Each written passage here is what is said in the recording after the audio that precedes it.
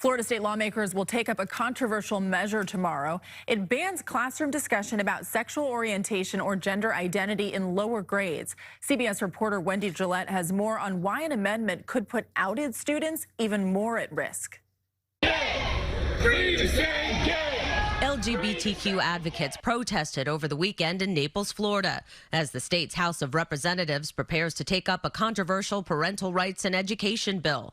Opponents have labeled it the Don't Say Gay bill. Don't silence gay people's lives, LGBT lives. Florida House Bill number 1557 states that a school district may not encourage classroom discussion about sexual orientation or gender identity in primary grade levels or in a manner that is not age appropriate or developmentally appropriate for students. Supporters stress the bill is meant to address students in kindergarten through third grade.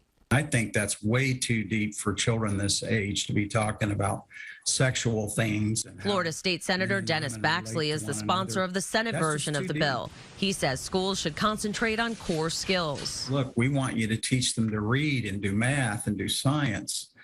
And we're not interested in the social engineering to be done by the school system. It would force kids back into the, proverbial closet. Scott Galvin is the executive director of Safe Schools South Florida.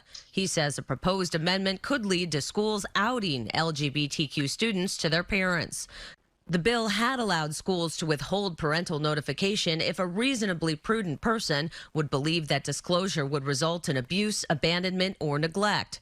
But the amendment would require the school to disclose such information within 6 weeks. If that amendment is included, why is it going to have a chilling effect? It forces kids to stay quiet at school, to not be their authentic selves. A recent study found LGBTQ students who reported their school to be LGBTQ affirming had 30% lower odds of being bullied in the past year. Wendy Gillette, CBS News, New York. And the bill would also give parents the right to sue the school if they feel it is in violation of the legislation.